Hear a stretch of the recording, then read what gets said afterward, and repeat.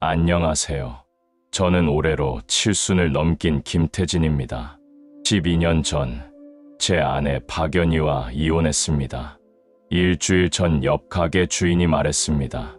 어제 폐지 줍는 할매 하나가 시장에서 깔려서 구급차에 실려갔다는데 병원 가면서 보호자 이름을 김태진이라 불렀다고 하던데 제 이름이었습니다. 오늘 제 이야기를 끝까지 들어주시면 가까운 사람을 어떻게 다시 찾을 수 있었는지 알게 되실 거예요. 영상 보면서 공감되는 부분 있으면 댓글로 나눠주세요. 저는 이혼한 후로는 단 한 번도 그녀와 마주친 적이 없었죠. 그저 세월이 흐르듯 우리 관계도 그렇게 끝났다고 생각했습니다. 이혼 후 저는 혼자 살며 국민연금으로 간신히 생계를 유지해왔습니다. 연희는 고향으로 내려간 줄로만 알았고 저도 연락을 끊고 살았습니다. 하지만 딱 일주일 전 그 믿음이 무너졌습니다. 반야월 재래시장에서 물건을 사던 중 옆 가게 주인이 했던 한마디가 시작이었어요. 어제 폐지 줍는 할매 하나가 시장 입구에서 깔렸대요. 구급차 왔다가 난리도 아니었지. 그 말에 별다른 생각은 안 들었지만 가게 주인이 덧붙인 말에 손에 들었던 고구마 박스가 바닥에 떨어졌습니다. 이상하게 병원 가면서 보호자 이름을 김태진이라 불렀다던데 제 이름이죠. 아무리 같은 이름 가진 사람이 많다지만 순간 심장이 털썩 주저앉는 기분이었습니다. 발걸음을 돌려 시장 입구 쪽으로 가보니 노점상 하나가 박스 더미 옆에 테이프 자국이 남아있다고 했습니다. 그곳엔 아직도 폐지와 종이박스가 어지럽게 널려 있었습니다. 누군가 그 위에 깔려 있었다는 사실이 믿기지 않았습니다. 저는 그 길로 바로 인근 동산병원 응급실로 향했습니다. 접수처에 제 이름을 말했더니 직원이 고개를 끄덕였습니다. 아, 김태진 씨, 보호자 맞으시죠? 그 순간 모든 걸 부정하고 싶었습니다. 하지만 확인된 환자 이름은 박연희였습니다. 그녀였습니다. 12년 전 도장을 찍고 눈물 한 방울 없이 제게 등을 돌린 사람이었습니다. 입원 당시엔 의식이 있었다고 합니다. 그런데 이상하게도 병원비 처리를 제 연금 계좌로 요청했다고 했습니다.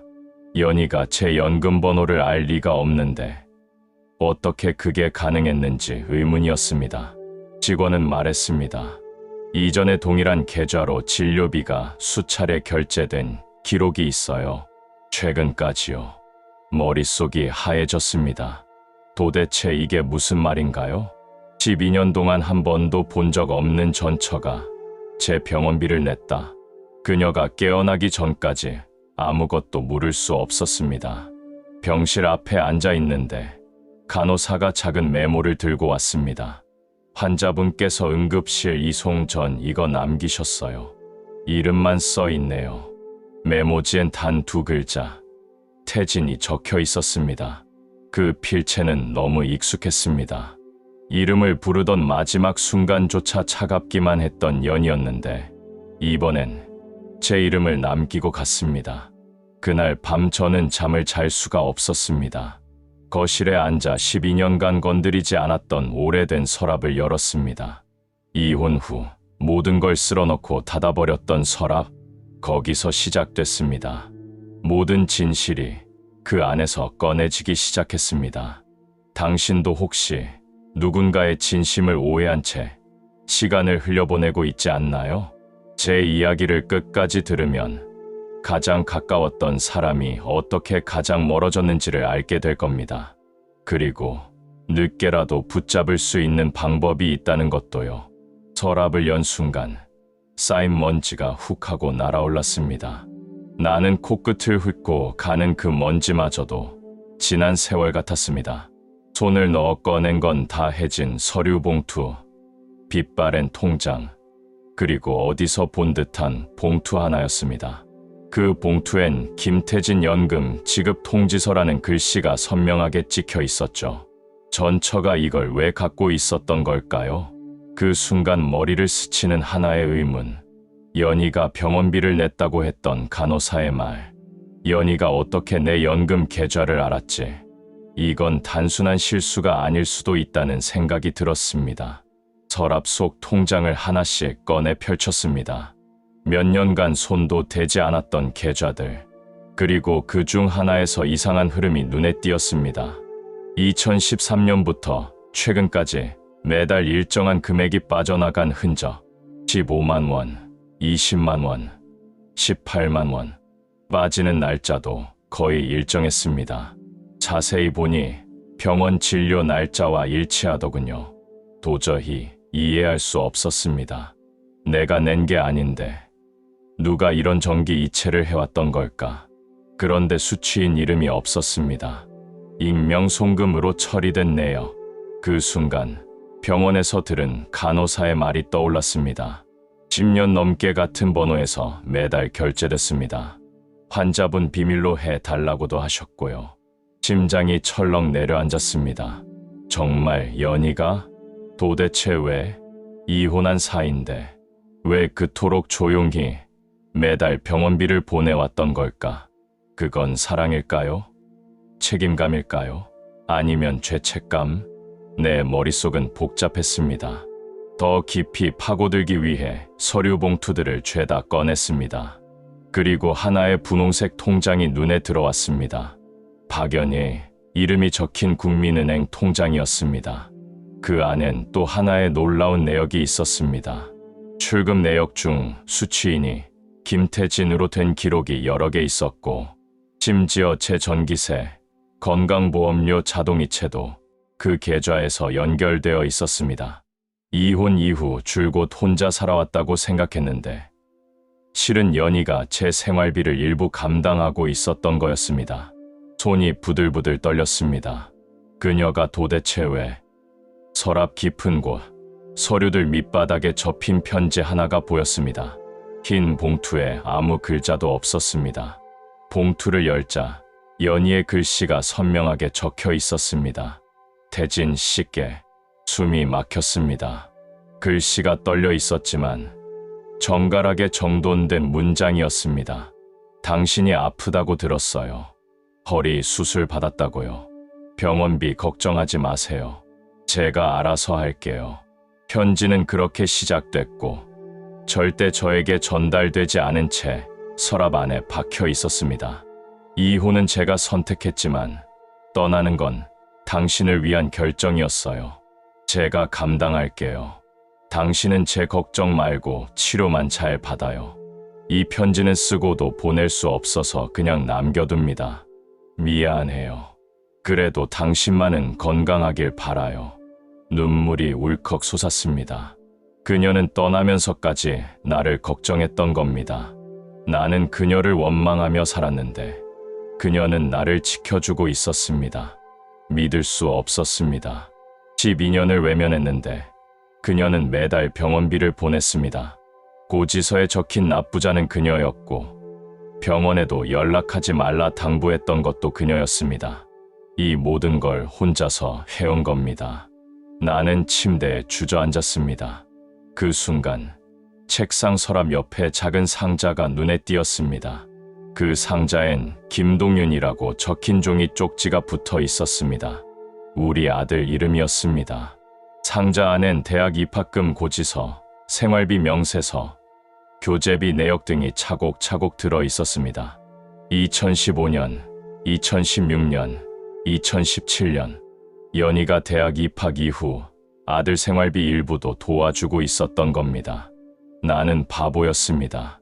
그렇게 모질게 등을 돌려놓고선 단 한 번도 그녀를 돌아보지 않았습니다.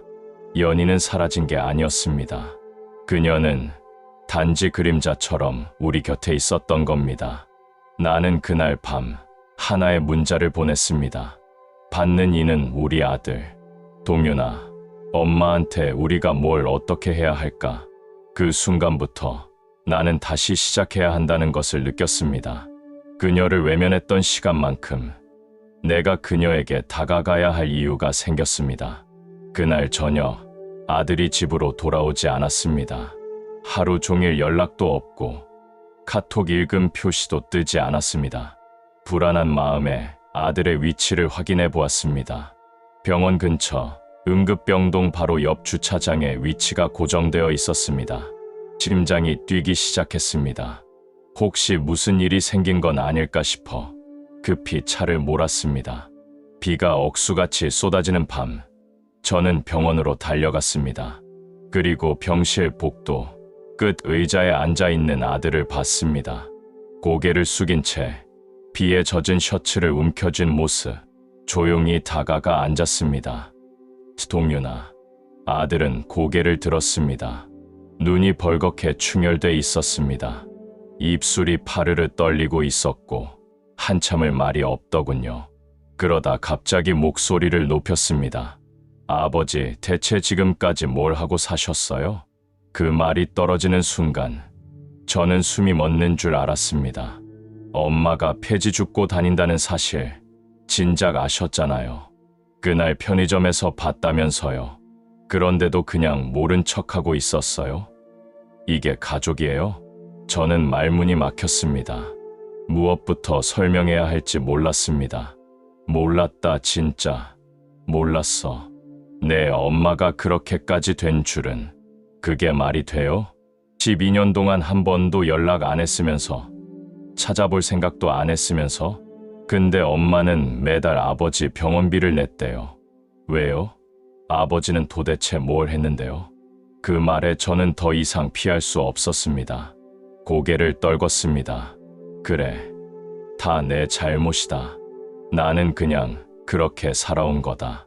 외면하면서 아들은 한참을 조용히 있더니 한숨을 내쉬었습니다. 엄마한테 물어봤어요. 왜 그랬냐고. 왜 그걸 다 혼자 감당했냐고. 근데 엄마가 뭐라고 했는지 아세요? 아버지가 아프니까 돈 걱정하지 말라고 했대요.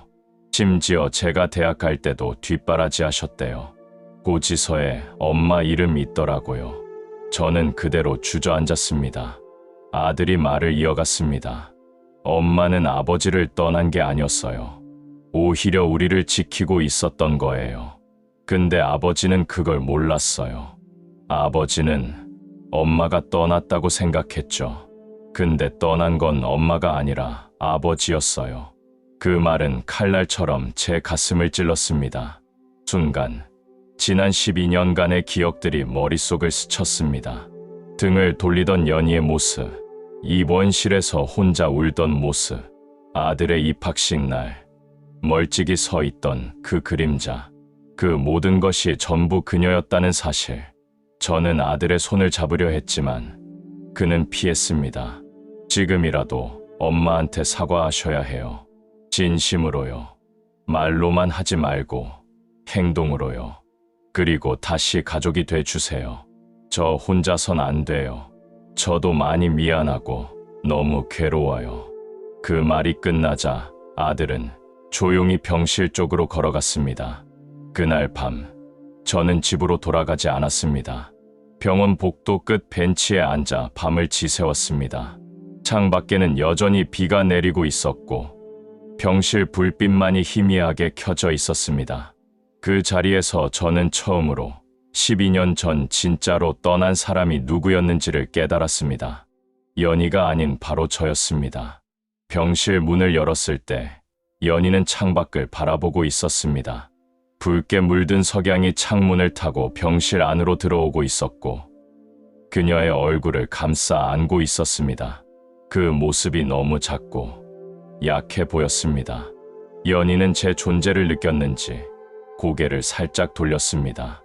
저를 보자마자 다시 고개를 돌렸죠. 어색한 정적이 흘렀습니다. 저는 입을 떼기까지 5분은 서 있었던 것 같습니다. 그녀는 아무 말도 하지 않았고 저도 쉽게 한마디를 꺼낼 수 없었습니다. 그러다 조심스레 다가가 침대 옆 의자에 앉았습니다. 많이 아프다며 그 말이 입에서 나오는 순간 목이 메었습니다. 연희는 대답하지 않았습니다. 입술만 앙다물고 있었습니다. 연희야, 내가 미안하다. 그제야 그녀가 고개를 돌렸습니다. 그리고 담담하게 물었습니다. 뭐가 미안한데요? 저는 말문이 막혔습니다. 정확히 어떤 말부터 꺼내야 할지 몰랐습니다. 12년 동안 몰랐어. 내가 이렇게까지 혼자서 살아왔다는 걸. 몰랐다는 건 죄가 아니에요. 하지만 모른 척한 건 죄예요. 그 말은 날카로웠지만 틀린 말이 아니었습니다. 넌 왜 그런 얘기를 한 번도 하지 않았어? 내가 다 감당하겠다고 했잖아요. 당신은 당신 인생 살라고. 그게 널 이렇게 망가뜨린 거야. 나야말로 그때 그러지 말았어야 했어. 연희는 조용히 눈을 감았습니다. 그리고 다시 말했죠. 그때 내가 선택한 거예요. 나는 떠났고 당신은 살았죠. 그렇게 되면 서로 편할 줄 알았어요. 근데 왜 내 연금 계좌를 쓴 거야? 그녀는 고개를 저었습니다. 쓴 게 아니라 병원에서 내 이름으로 대신 등록돼 있었어요. 처음엔 몰랐어요. 하지만 당신이 허리 치료 받을 때마다 입금이 안 되는 날은 너무 괴로웠어요. 내가 조금만 더 많이 주었다면, 하루만 더 버텼다면 그녀는 흐느끼기 시작했습니다. 그럼 당신 치료 못 받는 날 없었을 텐데. 저는 눈을 감았습니다.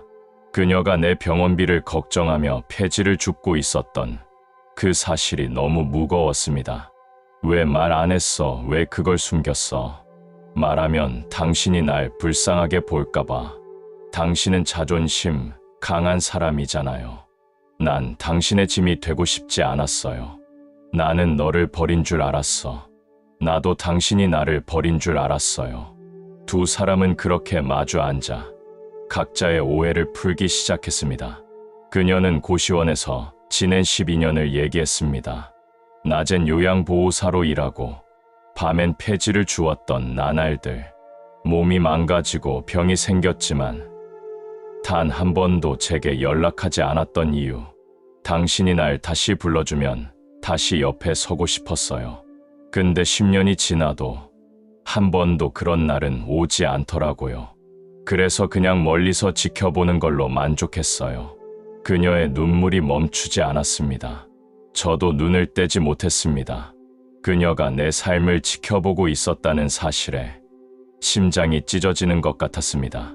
그녀는 병원비를 보낼 때마다 작은 노트를 썼다고 했습니다. 오늘도 태진 씨 치료 잘 받았길. 병원비 2만 원 송금 완료. 내일은 더 많이 벌자. 오늘은 힘들었지만 그래도 태진 씨가 잘 있으면 돼.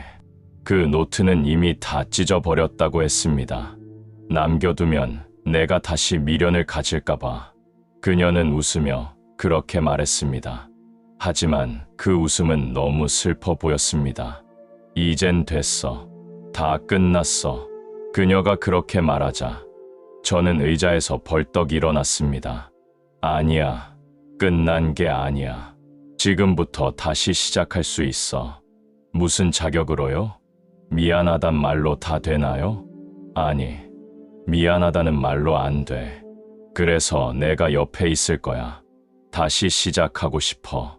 그럼에도 날 받아주겠니? 그녀는 조용히 고개를 저었습니다. 나는 아직 당신 옆에 설 자격이 없어요. 그건 내가 판단할 몫이야. 아니야. 그건 내가 지켜온 자존심이야. 그때 병실 문이 열리고 아들이 들어왔습니다. 손에 도시락을 들고 있었죠. 그녀는 아들을 보자마자 고개를 돌렸습니다. 하지만 아들은 다가와 침대 옆에 도시락을 놓고 말했습니다. 이제 혼자 견디지 마요. 엄마는 우리 가족이에요. 지금도, 앞으로도. 그녀는 눈을 감고 있었습니다. 하지만 눈가에 맺힌 눈물은 그녀의 진심을 대신 말하고 있었습니다. 그날 밤, 나는 병실 간이 침대에서 밤을 지새웠습니다. 그녀는 말이 없었지만 손을 살짝 내밀었습니다. 나는 그 손을 잡았습니다. 차갑고 거칠었지만 그 손은 여전히 따뜻했습니다. 연희가 퇴원하던 날은 봄비가 부슬부슬 내리는 4월 초였습니다. 병원복을 벗고 다시 평상복을 입은 연희는 마치 조금은 낯선 사람처럼 느껴졌습니다. 우리는 병원 앞에서 아무 말 없이 서 있었습니다. 아들도 옆에 있었죠. 작은 여행 가방 하나 들고 연희는 우리를 바라봤습니다. 이제 어디로 가면 될까요? 그 말에 저는 주저없이 말했습니다. 집으로 갑시다. 연희는 고개를 저었습니다. 고시원으로 돌아가면 돼요. 걱정 마세요. 괜찮아요. 하지만 아들이 말했습니다. 그 고시원 계약 끝났어요. 저랑 아버지가 어제 짐 다 빼놨어요. 연희는 눈을 동그랗게 떴습니다. 그럼 어디에? 우리는 조용히 차에 탔습니다. 아들이 앞에 앉고 저는 운전대를 잡았습니다. 차는 조용히 시내를 벗어나 대구 남구의 한 오래된 다세대 주택 앞에 도착했습니다. 방 2개, 작은 거실, 그리고 햇살 잘 드는 주방이 있는 집이었습니다. 여기가 우리 집이에요? 연희는 문턱 앞에서 걸음을 멈췄습니다. 저는 문을 열고 말했습니다. 다시 가족이 되자고 했잖아요. 그 시작이 여기예요. 그날 밤, 세 사람은 처음으로 한 식탁에 둘러앉았습니다. 저는 삼겹살을 굽고 아들은 김치찌개를 끓였고 연희는 고개를 숙이고 있었습니다. 먹어요. 엄마, 이 집에선 이제 같이 밥 먹는 거예요. 연희는 젓가락을 들다가 손을 덜덜 떨었습니다. 저는 그 손을 살짝 잡았습니다. 이제 그만 울어요. 당신도, 나도, 우리도 다 울 만큼 울었잖아요. 그녀는 조용히 눈물을 삼키며 고개를 끄덕였습니다. 그날의 식사는 길고 조용했지만 따뜻했습니다.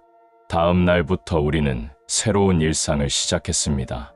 아들은 온라인 수업과 아르바이트를 병행했고 저는 가까운 재활센터에서 간단한 노인, 체조 봉사활동을 시작했습니다.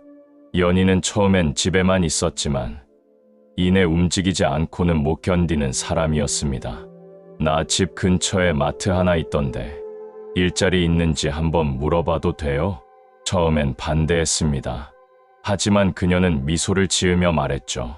당신 허리 치료비 벌던 그 손, 이제 우리 반찬거리 정도는 벌어도 되잖아요? 결국 마트에서 오전 4시간만 일하는 조건으로 일을 시작했습니다. 작은 일상이었지만 연희는 매일 웃는 얼굴로 퇴근했습니다. 오늘은 한 할머니가 귤 2봉지 사셨는데 5번이나 계산대를 왕복하셨어. 그냥 외로우셨나 봐. 그 말을 듣는 순간 저는 묘하게 마음이 찡했습니다. 우리는 그렇게 평범한 날들을 하나하나 쌓아갔습니다. 주말이면 셋이 함께 도서관에도 가고 가까운 달성공원도 산책했습니다. 아들이 가끔 말합니다. 우리 집에 웃음소리 들리니까 이제 진짜 가족 같아요. 연희는 여전히 조심스럽습니다. 밥을 차릴 때도 문을 열고 닫을 때도 마치 남의 집에서 사는 것처럼 신경을 씁니다. 그럴 때마다 저는 말해줍니다. 여긴 내 집이야. 내가 있어야 우리 집이야. 하루는 연희가 조용히 제게 묻더군요. 정말 후회 안 해요? 이렇게 다시 만난 거요. 저는 대답했습니다. 그동안이 후회였고 지금은 기회야. 당신이 돌아왔다는 게 내 삶의 마지막 기회야. 그녀는 한참을 아무 말도 하지 않았습니다. 그리고 조용히 말했죠. 그럼 이 기회 나도 잘 붙잡아 볼게요. 그 말은 고백이었고 약속이었습니다. 시간이 지나 아들은 졸업을 앞두고 취업 준비를 시작했습니다. 엄마, 자기소개서 좀 봐줘요. 아빠, 이 정장은 어때요? 그 모습이 참 고마웠습니다. 한때 무너졌던 가족이 다시 함께 미래를 이야기하고 있었습니다. 그리고 어느 날 연희가 제게 작은 상자를 내밀었습니다. 이건 당신한테 주고 싶었어요. 예전엔 줄 기회가 없었는데 상자 안엔 병원비 영수증이 하나, 폐지 대금 영수증 1장, 그리고 손글씨로 적은 메모가 있었습니다. 당신 치료비 2만 원 송금 완료. 오늘도 무사하길. 그걸 본 순간 저는 눈물이 왈칵 쏟아졌습니다.